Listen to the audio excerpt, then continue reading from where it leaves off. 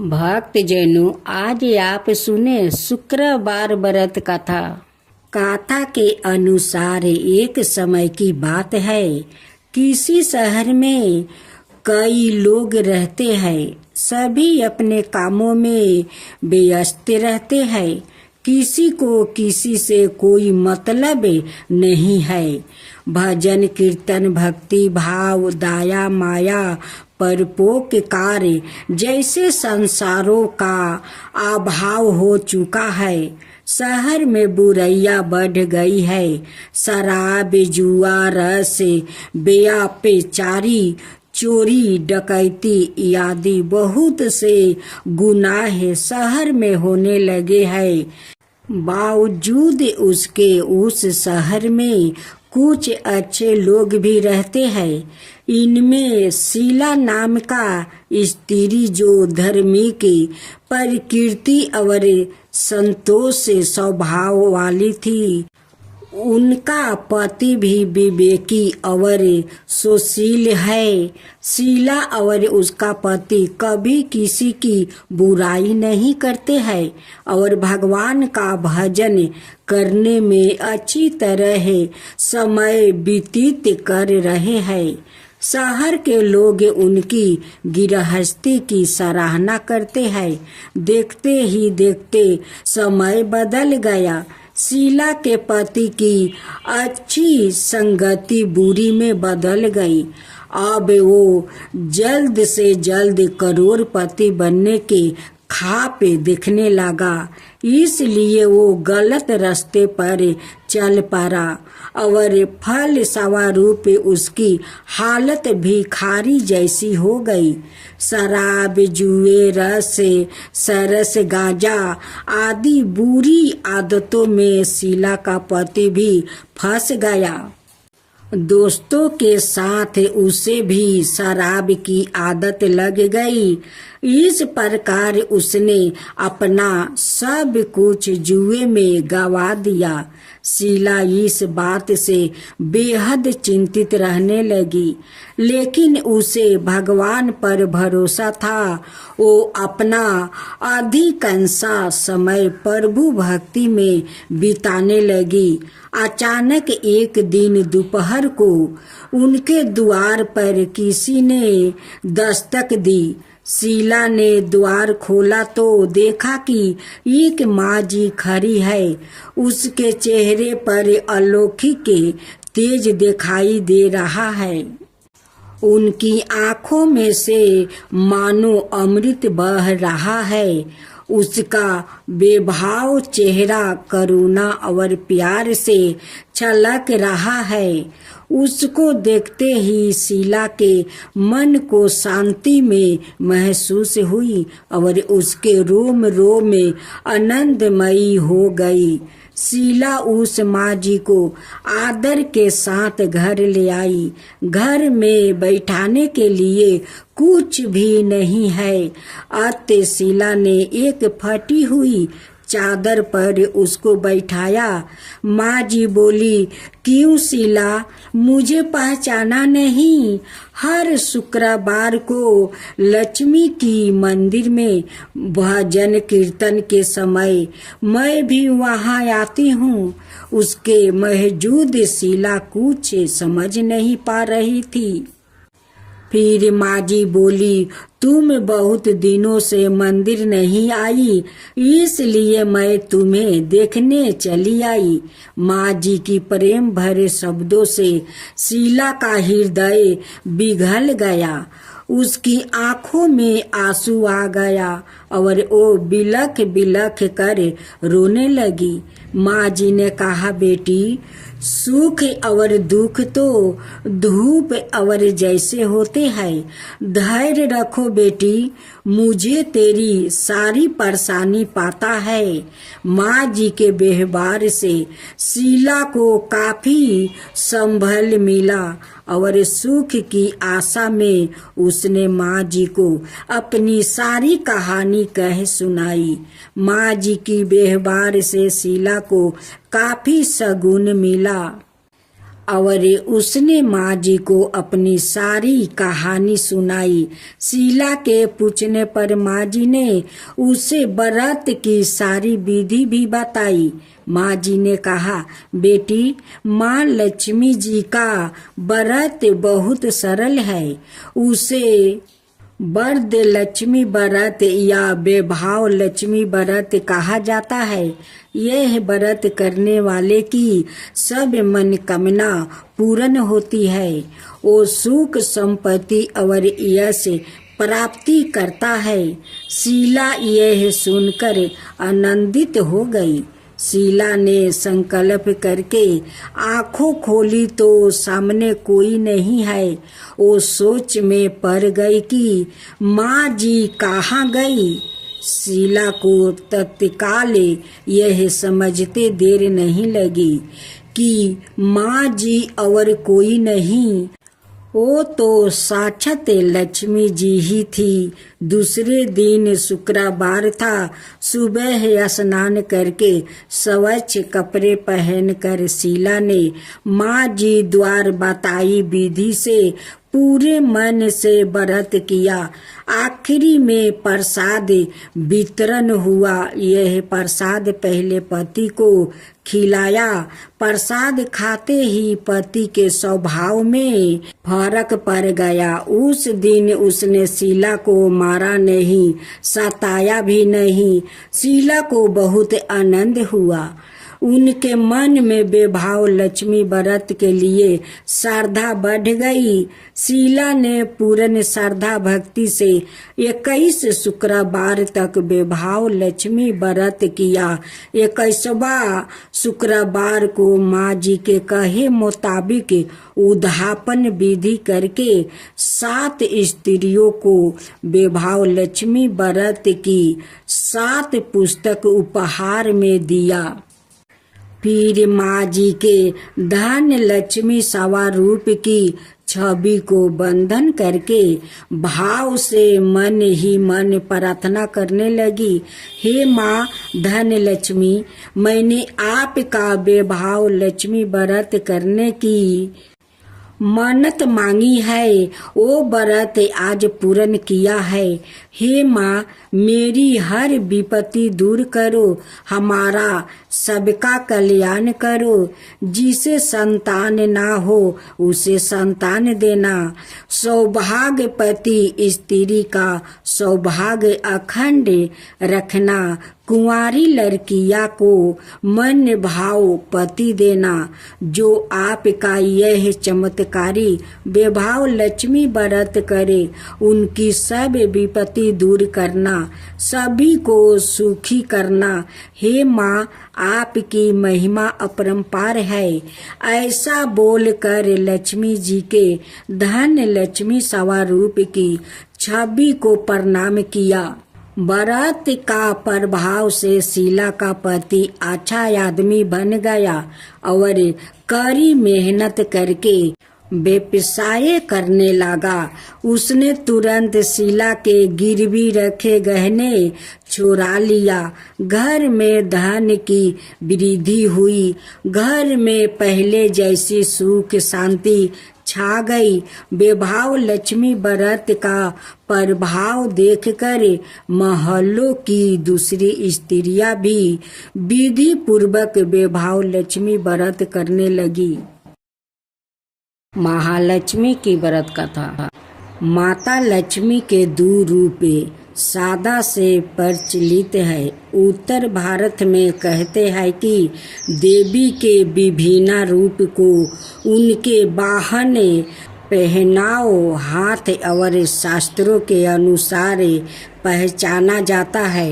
देवी का वाहन उल्लू, गरुड़ और गज है। बहुसती जगह है, वो कमल पर विराजमान है। हर देवी का अलग अलग रूप है।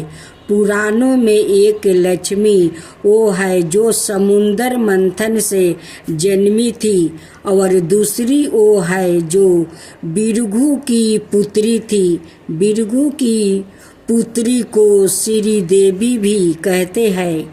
उनका विवाह भगवान विष्णु से हुआ था। दक्षिण भारत में लक्ष्मी जी की अभिभक्ति को 2 रूपों में देखा जाता है, श्री रूप और लक्ष्मी रूप। श्री रूप में वो कमल पर विराजमान है और लक्ष्मी रूप में वो भगवान विष्णु के साथ है। महाभारत में लक्ष्मी के विष्णु पत्नी लक्ष्मी और राज लक्ष्मी 2 प्रकार बताया गया है। एक अन्याय मान्यता के अनुसार लक्ष्मी के 2 रूप है, भूदेवी और श्री देवी।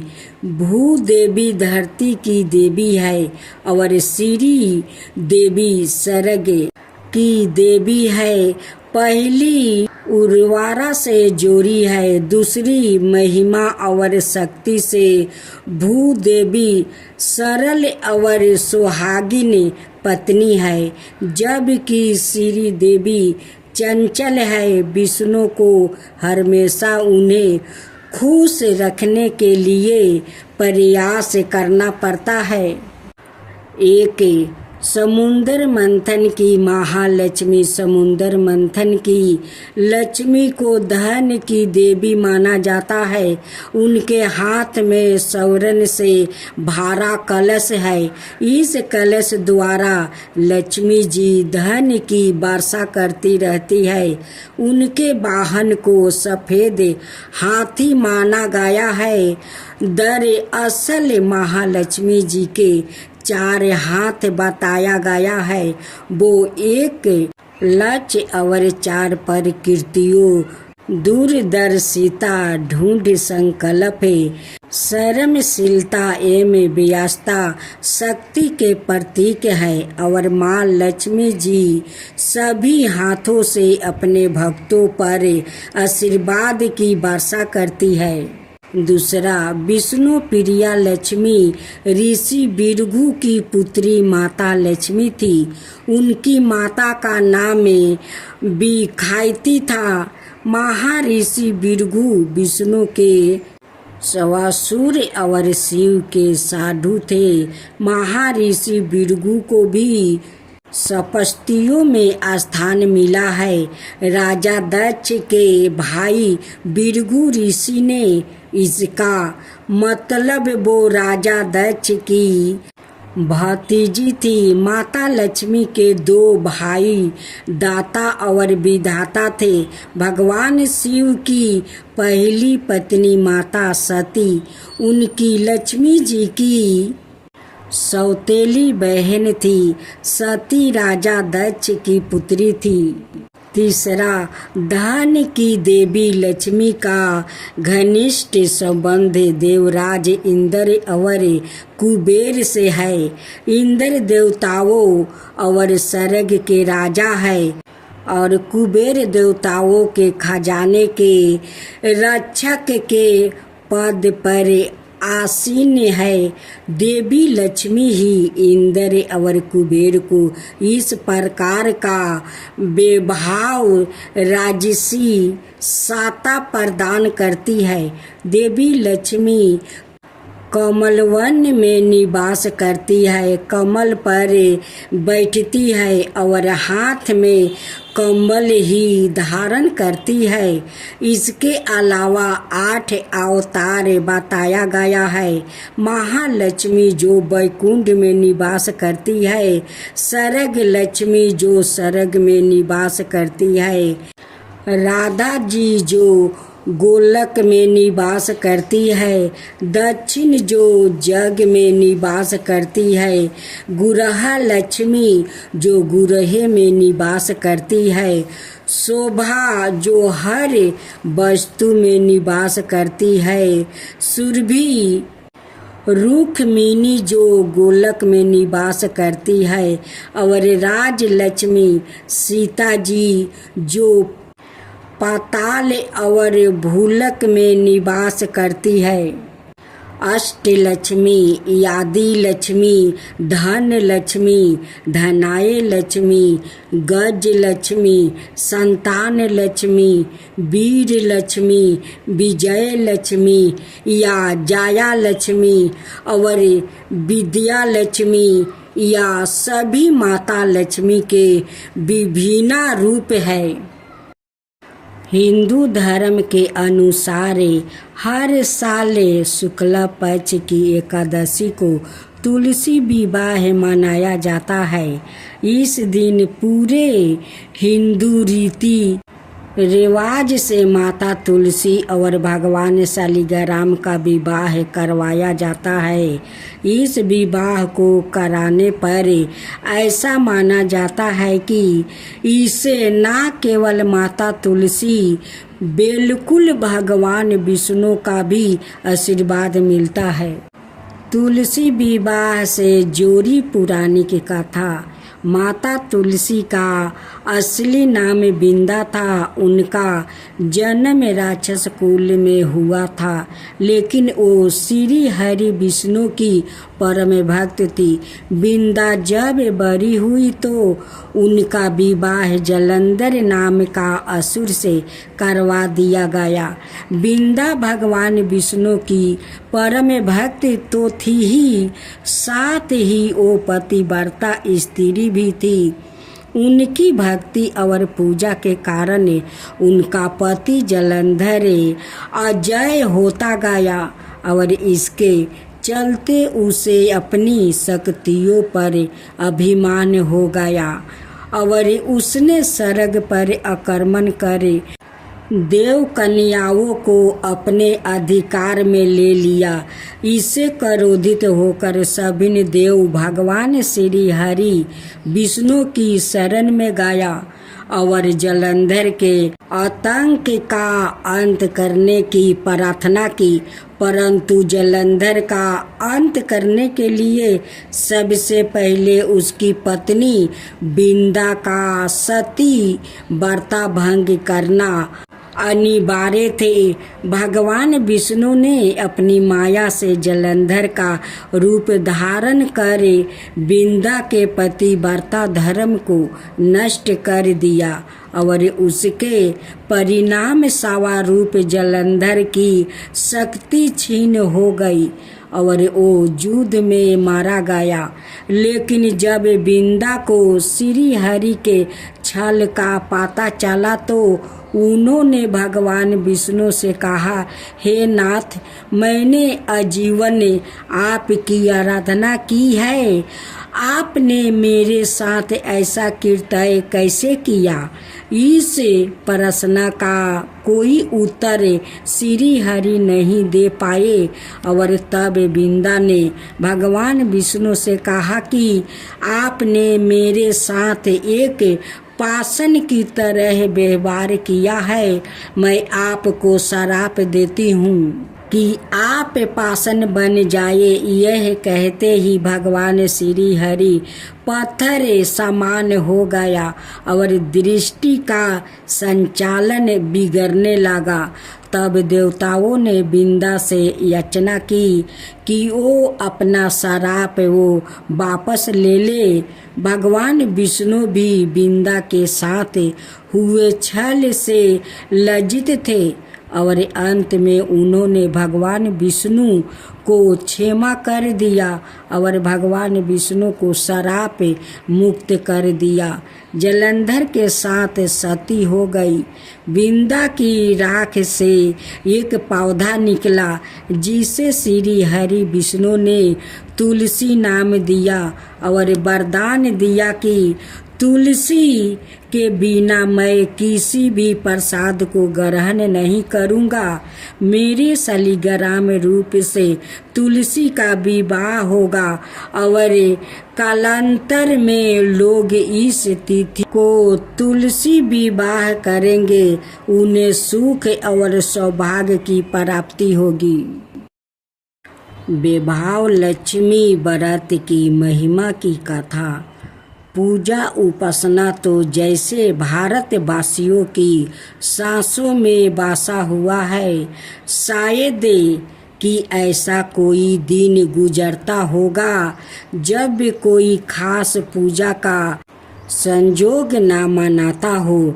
सप्ताह के हर दिन के अनुसार भी विशेष पूजा का विधान है। शुक्रवार को लक्ष्मी देवी का व्रत रखा जाता है। इसे वैभव लक्ष्मी व्रत भी कहा जाता है। महालक्ष्मी की कथा। पुराने समय की बात है। एक गांव में एक गरीब ब्राह्मण रहता था। वो नियमित रूप से श्री विष्णु का पूजा करता था। उसकी भक्ति से प्रसन्न होकर भगवान विष्णु ने उसे दर्शन दिया और अपनी मनोकामना मांगने का कहा। ब्राह्मण ने लक्ष्मी जी का निवास अपने घर में हो ऐसी इच्छा जाहिर किया।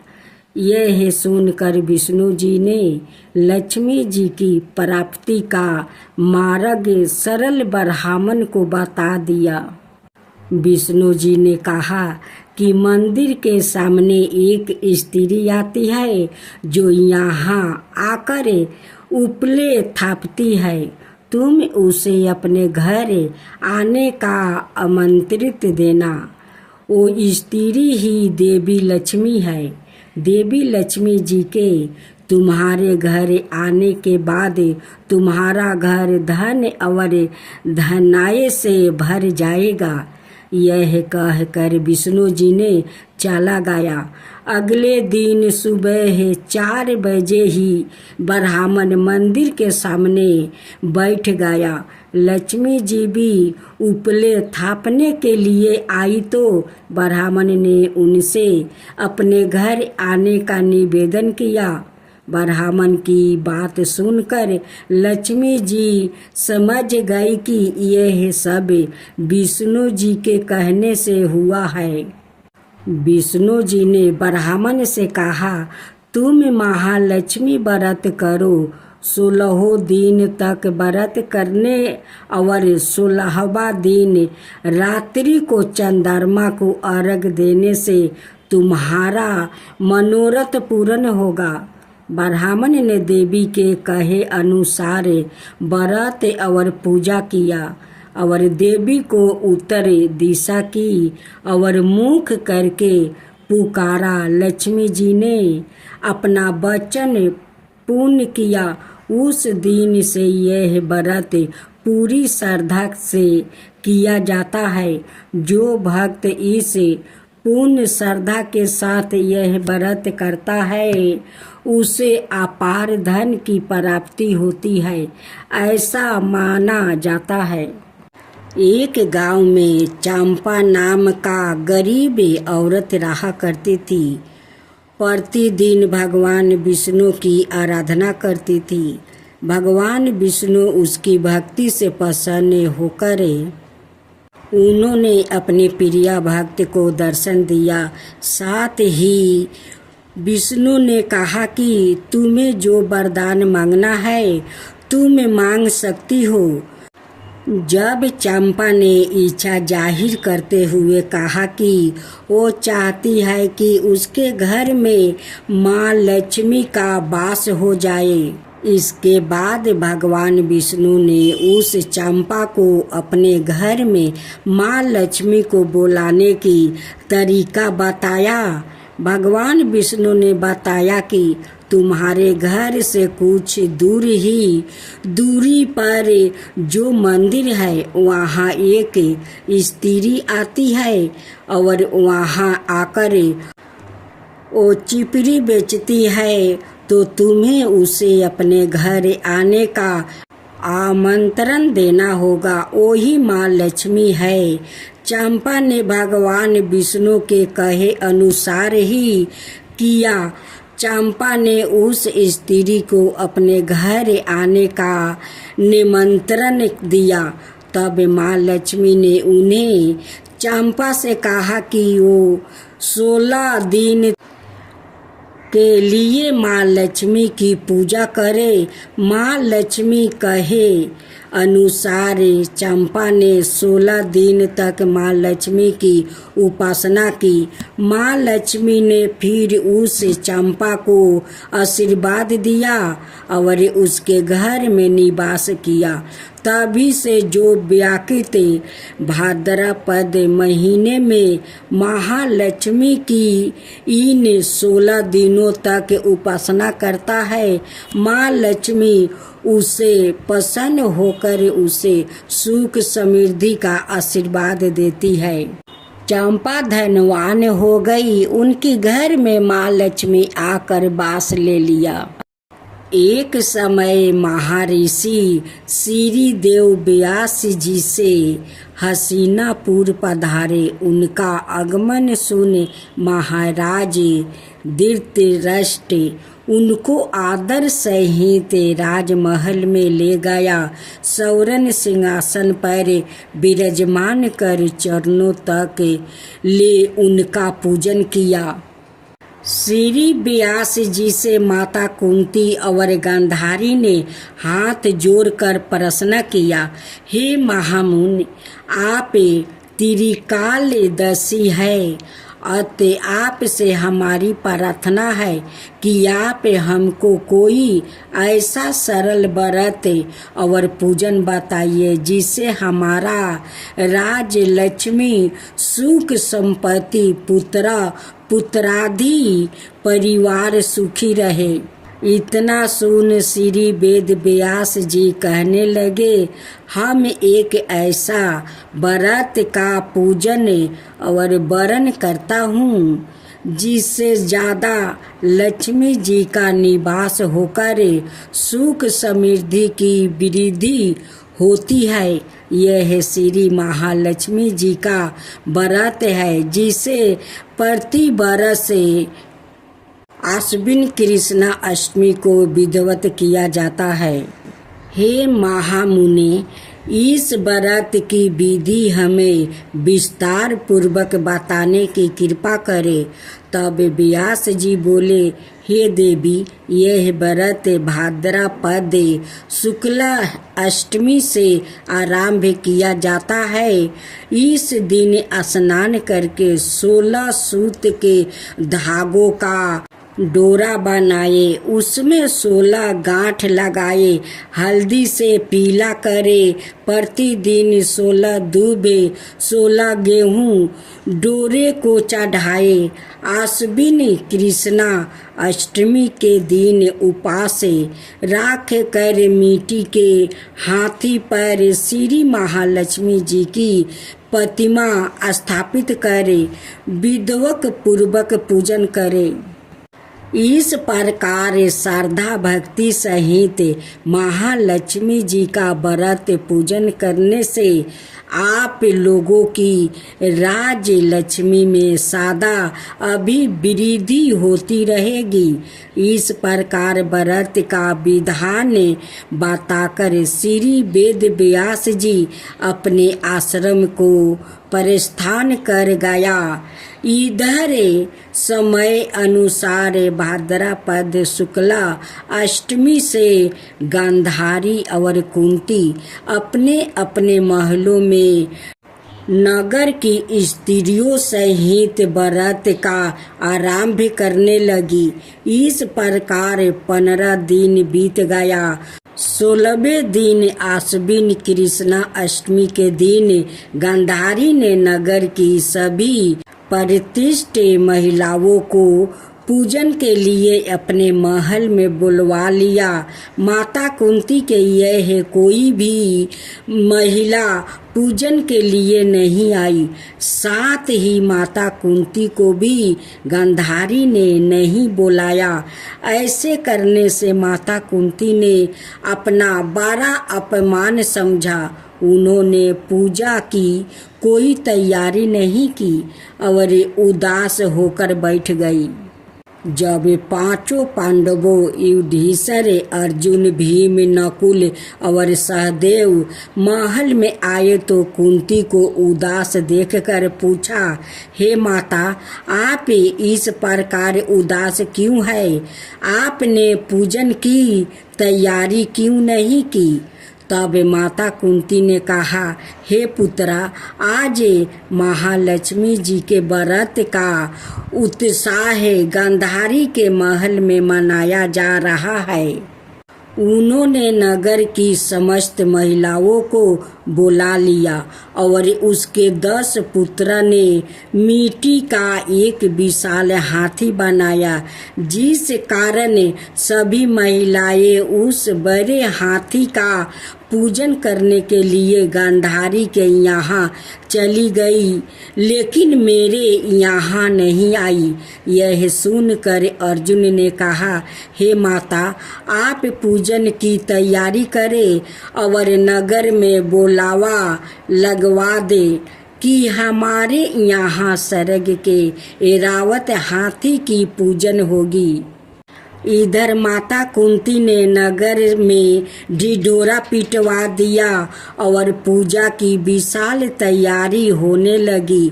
उधर अर्जुन ने बाण के द्वारा सर्ग से ऐरावत हाथी को बुला लिया।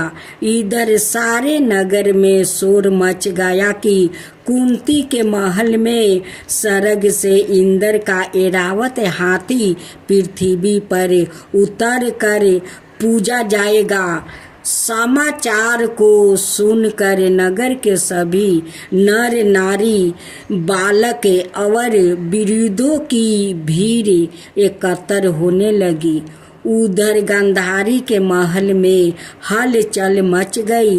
वहां एकत्र हुई सभी महिलाएं अपनी अपनी थालियों लेकर कुंती के महल की ओर जाने लगी। देखते ही देखते कुंती का सारा महल ठास ठास भर गया।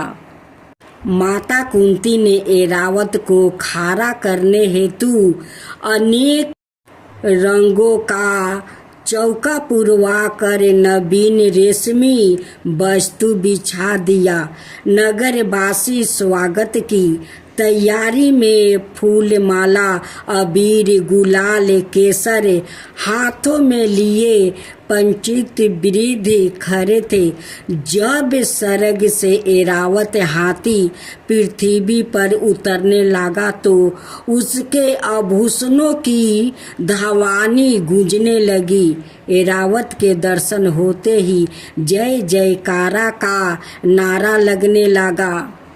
सायंकाल का समय इंद्र का भेजा हुआ हाथी ऐरावत माता कुंती के भवन के चौखट में उतर आया। तब सब नार नारियों ने पुष्पा माला, अबीर, गुलाल, केसर आदि सुगंधित पदार्थों चढ़ाकर उसका स्वागत किया। राज पुरोहित द्वारा ऐरावत पर महालक्ष्मी जी की मूर्ति स्थापित करके वेद मंत्रोच्चारण द्वारा पूजन किया गया। नगर वासियों ने भी महालक्ष्मी पूजन किया। फिर अनेक प्रकार के पकवान लेकर ऐरावत को खिलाया और यमुना का जल उसे पिलाया गया। राज पुरोहित द्वारा सुवासित वचन करके महिलाओं द्वारा महालक्ष्मी का पूजन करवाया गया। 16 गांठ वाला डोरा लक्ष्मी जी को चढ़ा कर अपने अपने हाथों में बांध लिया। ब्राह्मणों को भोजन करवाया गया। दक्षिणा के रूप में स्वर्ण आभूषण वस्तु आदि दिया गया। तत्पश्चात महिलाओं ने मिलकर मधुर संगीत लहरियों के साथ भजन कीर्तन करे संपूर्ण रात्रि महालक्ष्मी व्रत का जागरण किया। दूसरे दिन प्रातः राज पुरोहित द्वारा वेद मंत्र चार के साथ जलसाये में महालक्ष्मी जी की मूर्ति का विसर्जन किया गया। फिर ऐरावत को विदा कर इंद्र लोक को भेज दिया। इस प्रकार जो स्त्री श्री लक्ष्मी जी का विधि पूर्वक व्रत और पूजन करती है, उनके घर धन धनाय से पूर्ण रहते हैं और उनके घर में महालक्ष्मी जी सदा निवास करती है। इस हेतु महालक्ष्मी जी की यह स्तुति अवश्य बोले, महालक्ष्मी नमस्तुभय नमस्तुभय, सुरेश्वरी हरि प्रिया नमस्तुभय नमस्तुभय, दयानिधे नमस्तुभय नमस्तुभय।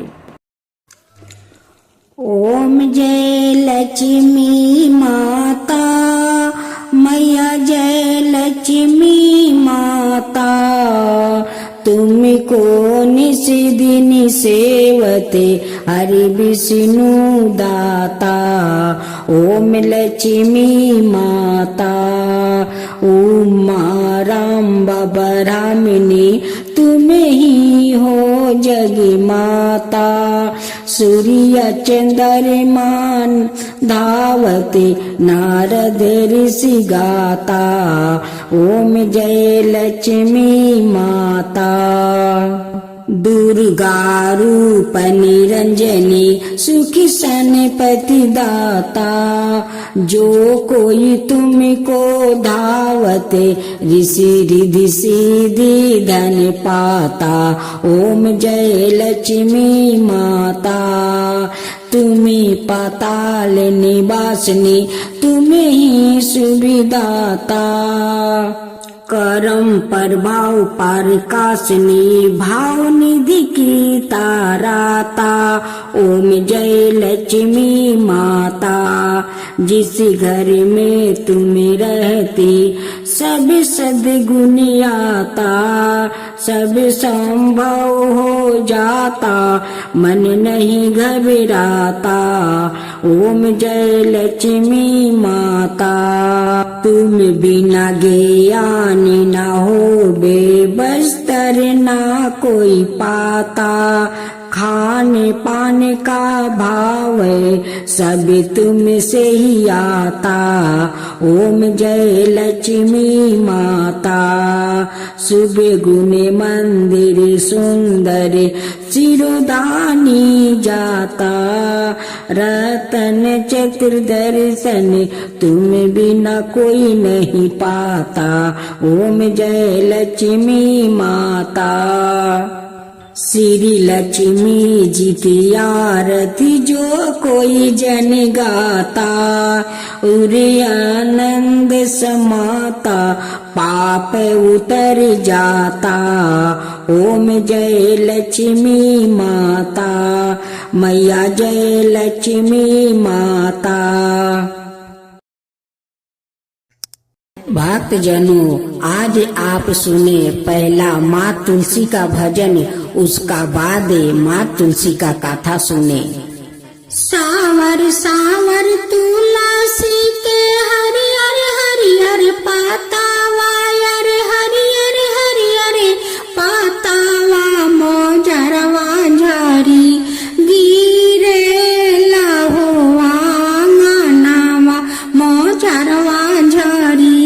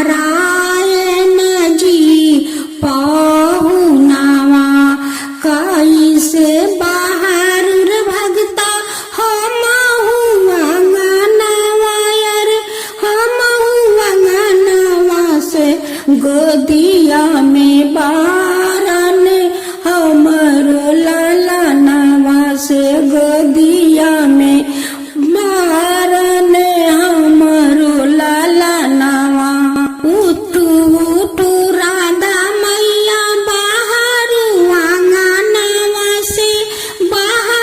अंगनवा से आजू वैहने से आजू वैहने कृष्णा जी पाहुनावा से आजू अयन कृष्णा जी पाहुनावा कैसे में बाहर रे भगता हम अंगनवा से गोदिया में बारन हमारो लाला नावा से गोदिया में बारन हमरो लाला नावा सावर सावर तुलसी के हरियर हरियर पतावा मोजरवा झरिंगी रे लाहुआ अंगनवा मोजरवा झरिंगी रे लाहुआ अंगनवा उठू उठू पार्वती मैया बाहरु अंगनवा से आजू वैहने शिवा गुरु पाहुनावा से आजू अहन शिवा गुरु पाहुनावा से आजू अहन शिवा गुरु पाहुनावा कैसे बाहर रे भगता हम अंगनवा रे हम अंगनवा से गोदिया में बारन हमरो लाला नावा से गोदिया में बारन हमरो लाला नावा सावर सावर तुलसी के हरियर हरियर पातावा मोजरवा झरिंगी रे लाहुआ अंगनवा मोजरवा झरिंगी रे लाहुआ अंगनवा। भक्तजनों, आज आप सुनेंगे एक अनाथ लड़की और माँ तुलसी की कथा। अगर मेरा कथा आप लोग के अच्छा लगे तो मेरे कमेंट बॉक्स में जय माँ तुलसी जरूर लिखिए। एक टूटे हुए गौशाला में एक अनाथ लड़की रहती है। वो लड़की का कोई नहीं था। उस लड़की ने किसी के घर में बर्तन मांज देती है तो कोई 2 रोटी दे देते हैं, किसी का घर में जाकर पोछा लगा देती है तो 1 मुट्ठी चावल दे देते हैं। वो लड़की अपनी गुजारा ऐसा ही कर रही थी। उस लड़की ने रोज नदी में स्नान करने जाती है। नदी के किनारे आकर भीजे कपड़ा छोड़कर अपनी सूखे कपड़ा पहनती है। जहाँ वो अपना भींजा कपड़ा छोड़ती है वहाँ से थोड़े दूर पर एक तुलसी का पौधा था। जो तुलसी का पौधा सूख गया था, उसकी भीजे हुए कपड़ा के पानी उस तुलसी के जड़ में समा जाता है। अब तो वो रोज नदी में स्नान करती है और वही जगह पर आकर भीजे कपड़ा अपना छोड़ती है। उनकी भीजे कपड़ा का पानी गड़गड़ा कर उस तुलसी का जड़ में समा जाता है। अब तो तुलसी का पौधा धीरे धीरे हरा होने लगा। हरा होते होते उसमें पाता छोड़ने लगा। लेकिन उस लड़की ने उस तुलसी के पौधा पर कभी ख्याल नहीं करती थी। उस तुलसी का पौधा बहुत बड़ा हो जाता है और उस पेड़ में बहुत सारा फूल पकड़ लेता है। तुलसी बहुत खुशी हो जाती है या खुश होकर उस पौधा से प्रकट होती है और उस लड़की से कहती है कि लड़की, मैं तुझ पर बहुत प्रसन्न हूँ, आज तू मुझसे कोई वर मांग ले। लड़की उस तुलसी को देखकर बहुत अचकित हो जाती है। वो पहचान नहीं पाती है कि ये माँ तुलसी है। वो कहती है कि आप कौन हो, इतना जल्दी यहाँ पर कैसे आ गई? यहाँ पर तो कोई आदमी नहीं रहता है और कभी मैं आदमी को नहीं देखा, आया पे इतना जल्दी कैसे मेरे सामने आ गई?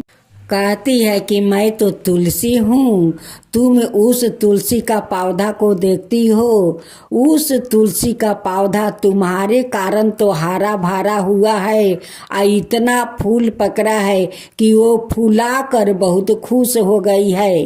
वो तुम्हारे कारण अब मैं उस पौधा में रहती हूँ, मैं तुलसी हूँ बेटी। बेटी, उस पौधा के तुमने जिंदा किया है। अब मैं आज खुश होकर आज प्रकट हुई हूँ, तुम्हारे सामने खड़ी हूँ और तुम्हें कुछ मांगने के लिए कहती हूँ, तुम मुझसे कुछ मांग लो। उस लड़की कहती है कि हे माँ तुलसी, मैं तो अनाथ हूँ, कभी तुलसी का पौधा देखा नहीं, उसलिए मैं पहचान नहीं पाई माता, मुझे क्षमा कर दीजिए। फिर तुलसी कहती है कि बेटी, तू मुझसे कुछ वर मांग ले।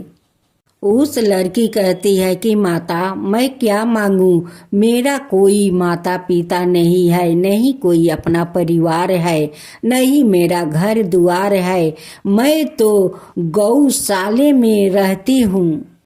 उस लड़की ने कहती है कि माता, अगर आप कुछ देना ही चाहती है तो मुझे ऐसा जीवन साथी दीजिए कि उनके साथ मैं जीवन बिता सकूं और उनके साथ खुशी खुशी से रह सकूं, अपना संसार बसा सकूं, ऐसे ही मुझे वरदान दीजिए माता।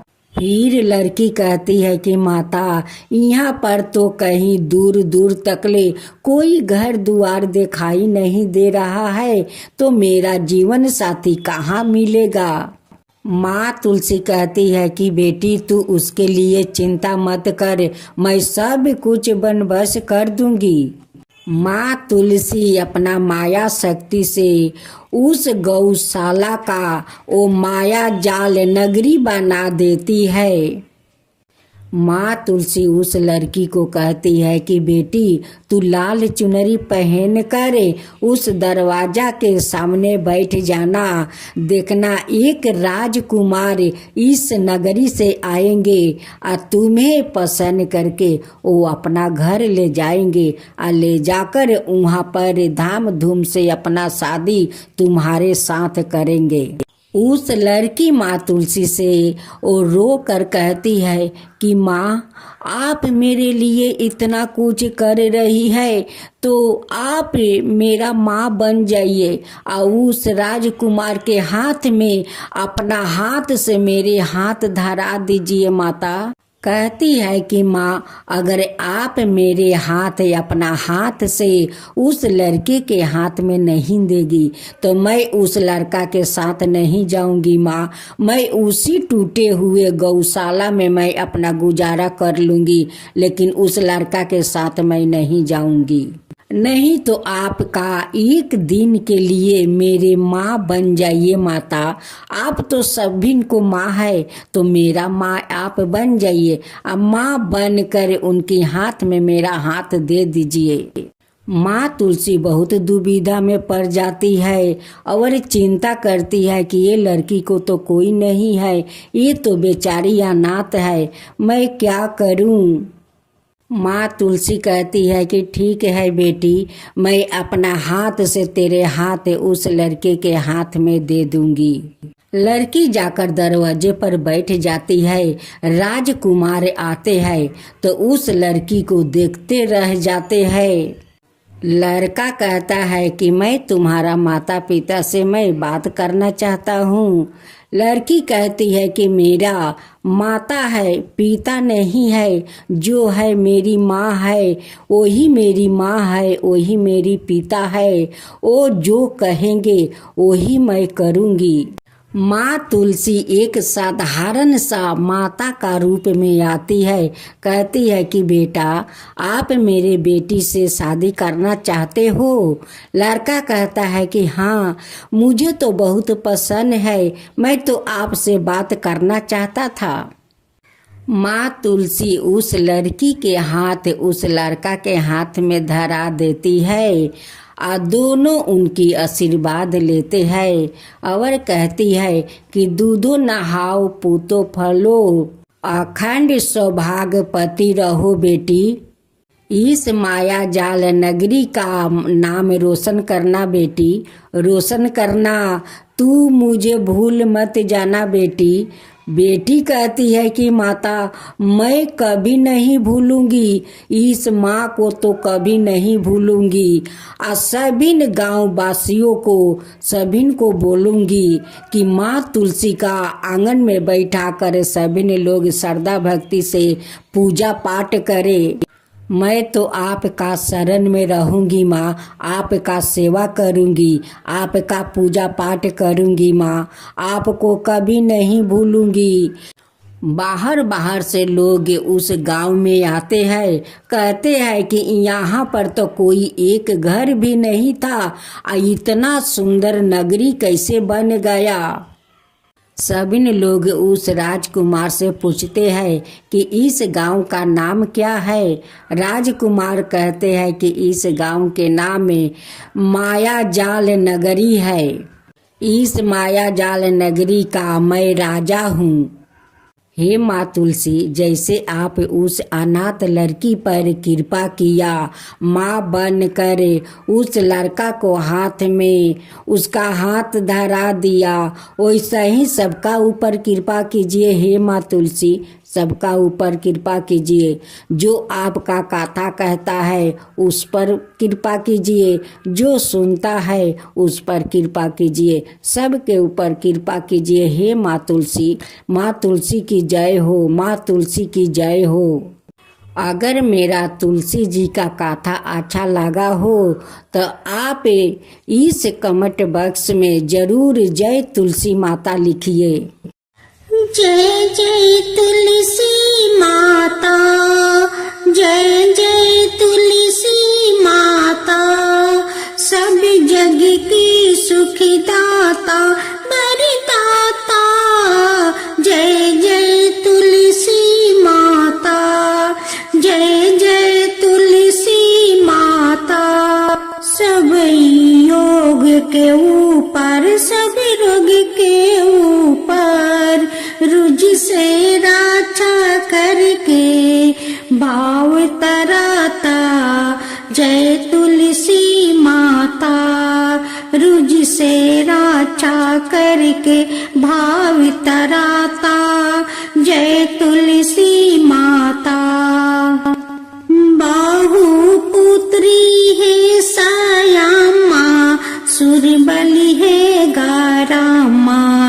विष्णु प्रिया जो तुम के सेवे, सो नर तर जाता। जय जय जय तुलसी माता, जय जय जय तुलसी माता। हरि कैसे सभी राजते, त्रिभुवन से हो बनती थी। पतिति जनों की तारानी, तुम्हें हो भी खाता। जय जय तुलसी माता, जय जय तुलसी माता। लेकर जन्म विजन में आई, दिव्या भवन में मानव लोगी तुम्हीं से सुख सनपति पाता। मानव लोग तुम्हीं से सुख सनपति पाता। जय जय तुलसी माता, जय जय तुलसी माता।